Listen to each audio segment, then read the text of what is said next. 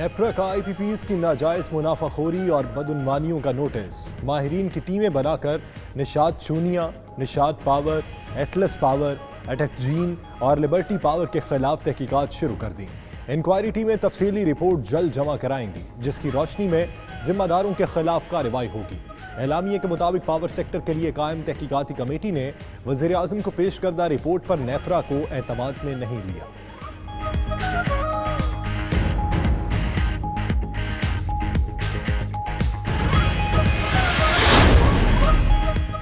آٹا اور چینی پر انکوائری کمیشن کی فورنسک آڈٹ رپورٹ کا معاملہ، مشیر برائے احتساب شہزاد اکبر کا کہنا ہے انکوائری کمیشن نے رپورٹ جمع کرانے کے لیے 3 ہفتوں کی مہلت مانگ لی ہے۔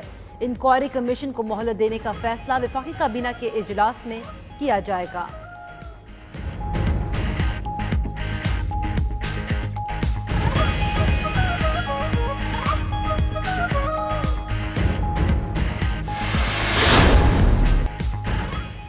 ترمیمی آرڈیننس کی مدت ختم، نیب کا تاجروں اور بیوروکریسی کے خلاف کارروائی کا اختیار بحال۔ نیب ترمیمی آرڈیننس 2019 کے ذریعے ٹیکس اور مالی معاملات نیب کے دائرہ اختیار سے نکال دیے گئے تھے۔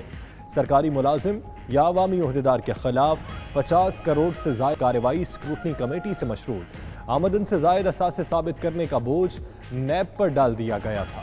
ذرائع کے مطابق حکومت نیا آرڈیننس لائے گی۔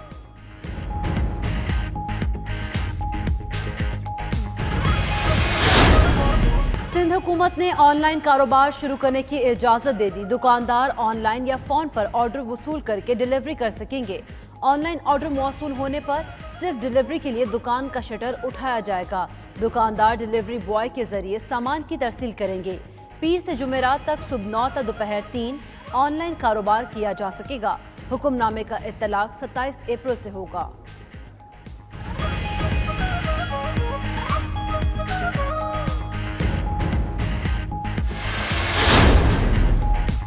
تاجروں نے حکومت سندھ کا آن لائن بزنس SOP مسترد کر دیا۔ چیئرمین آل کراچی تاجر اتحاد عتیق میر کا کہنا ہے آن لائن کاروبار کی سہولت سے صرف 5% تاجر فائدہ اٹھا سکیں گے۔ مذاکرات کرنے والے تاجر ٹریپ ہو گئے۔ تاجروں کو ہوم آفس سے اجازت کے لیے 6 لاکھ سے زائد درخواستیں جمع کرانا ہوں گی۔ شہر میں ہزاروں دکانیں بلا اجازت اور غیر محتاط کاروبار میں مصروف ہیں۔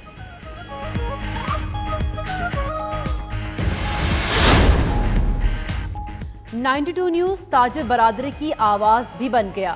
اگر آپ تاجر ہیں لیکن حکومت کی طرف سے مجوزہ کاروبار کھولنے میں مشکلات کا سامنا ہے اور انتظامیہ آپ کی بات نہیں سن رہی تو 92 نیوز کو 0334 1920 پر اپنا ویڈیو پیغام واٹس ایپ کریں۔ ہم آپ کا پیغام حکام بالا تک پہنچائیں گے۔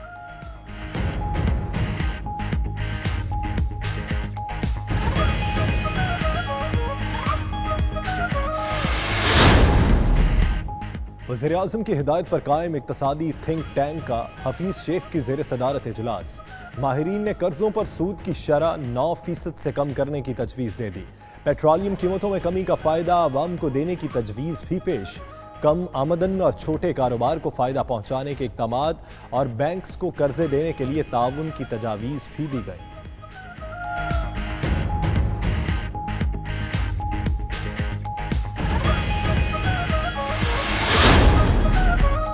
ڈومیسٹک اور انٹرنیشنل فلائٹ آپریشن کی معطلی میں 15 مئی تک توسیع۔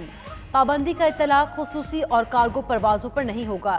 ایوییشن ڈویژن کی جانب سے توسیع کا حکم نامہ جاری کر دیا گیا۔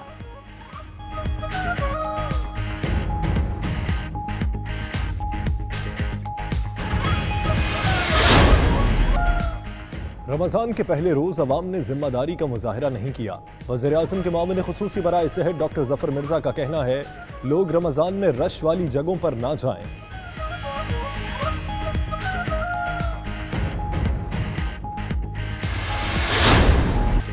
چین سے میڈیکل ریلیف کی دوسری کھیپ پاکستان پہنچ گئی۔ ISPR کے مطابق چینی میڈیکل ٹیم کی قیادت میجر جنرل ہوانگ کر رہے ہیں۔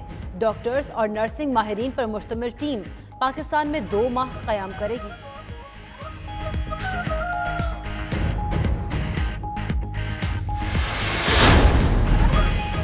نماز تراویح کے لیے مساجد میں اہم ترین ایس او پی پر عمل نہ ہو سکا۔ 50 سال سے زائد عمر کے افراد بڑی تعداد میں نماز تراویح میں شامل ہوئے۔ حکومت نے بزرگوں کو گھروں میں نماز پڑھنے کی تاکید کی ہے۔ ادھر صدر عارف علوی کا راولپنڈی کا اچانک دورہ، مساجد پر ایس او پی کے مطابق ڈیوٹیز چیک کی، پولیس اہلکاروں کو سراہا، موبائل فون سے ویڈیو کلپ بھی بنایا۔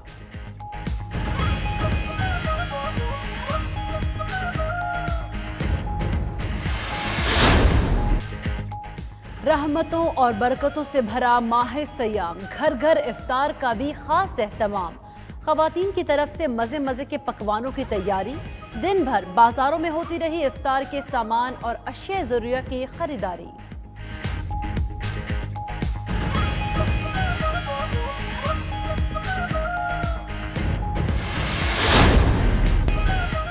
ساؤتھ ایشین گیمز میں گولڈ میڈل جیتنے والوں کو انعامات دینے کے لیے اسلام آباد میں تقریب، وزیر بین الصوبائی رابطہ فہمیدہ مرزا نے کھلاڑیوں میں انعامات تقسیم کیے۔ نیپال میں 13ویں ساؤتھ ایشین گیمز میں پاکستان نے 133 میڈل جیتے، 32 گولڈ، 41 سلور اور 60 برونز میڈل شامل تھے۔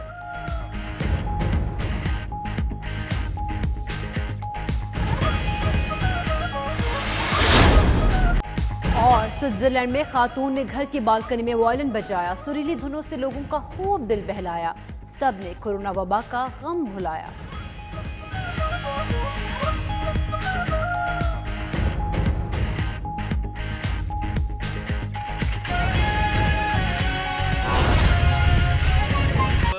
اور ملٹری جو آرگنائزیشنز ہیں وہ بھی شامل ہیں اس کے ڈیزائن کے اندر، اور امپلیمنٹیشن جو ہے وہ صوبائی حکومتیں کریں گی، اور گراؤنڈ لیول کے اوپر بھی فوج کی سپورٹ امپلیمنٹیشن کے اندر مکمل طور پر اویلیبل ہوگی۔ تو ایک مکمل قومی رسپانس ڈیولپ کیا گیا ہے، اور انشاءاللہ تعالی جیسے میں نے کہا اب جب کہ اس کی نیشنل کمانڈ سینٹر نے، نیشنل کوآرڈینیشن سینٹر نے، کمیٹی نے اجازت دے دی ہے، تو اس اجازت کے بعد کل سے یہ اس کی امپلیمنٹیشن شروع ہو جائے گی۔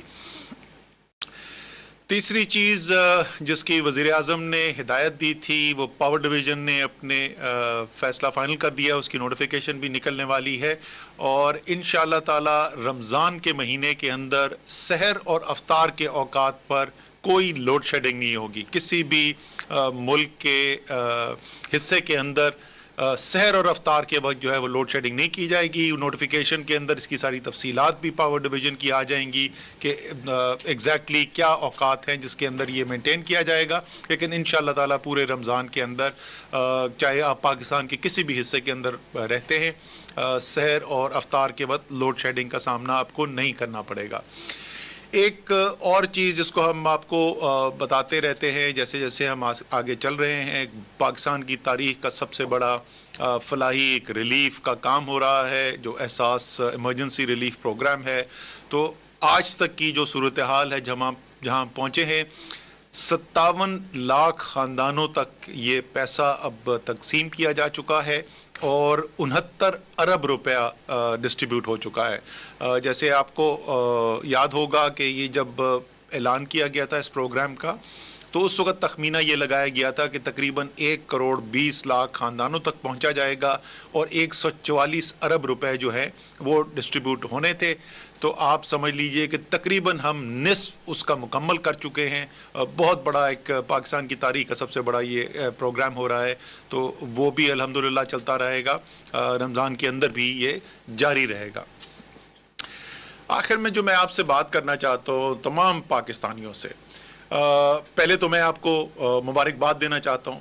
رمضان کا مہینہ آنے والا ہے، ہم سب کے لیے، ہر مسلمان کے لیے اہم ترین مہینہ ہوتا ہے، عبادت کا مہینہ ہے، اللہ تعالیٰ سے رجوع کرنے کا مہینہ ہے، اور امید یہ ہے کہ نہ صرف ہمیشہ کی طرح جس طرح مسلمان جو ہیں رمضان کے مہینے میں اللہ تعالیٰ کی عبادت کرتے ہیں، لیکن اس سال خاص طور پہ کیونکہ انسان جو ہے وہ بڑی کمزور چیز ہے، انسان جو ہے وہ بہت جلد اس کے اوپر اچھے دن آتے ہیں تو وہ بھول جاتا ہے کہ یہ جو نظام ہے یہ قدرت کو کوئی چلا رہا ہے اور ہمیں کسی مقصد سے یہاں بھیجا گیا ہے، لیکن جب مشکل آتی ہے تو انسان کو سب سے پہلے اللہ یاد آتا ہے. تو یہاں پہ تو بحیثیت مجموعی ایک قوم کے نہیں, بحیثیت انسانیت کے ایک بہت بڑا ایک جو پچھلے 2 ماہ 3 ماہ کے اندر جو دنیا کے اندر ہو رہا ہے, یہ تمام ہم سب کے لیے یاد دہانی ہے کہ ہم اس زمین پر کس لیے آئے ہیں. تو میری تو امید بھی ہے اور یقین بھی ہے کہ اس رمضان کے اندر جتنی عبادت ہوگی وہ ایک عام رمضان سے بھی زیادہ عبادت ہوگی, لیکن یہ عبادت کرتے ہوئے ہم نے خیال رکھنا ہے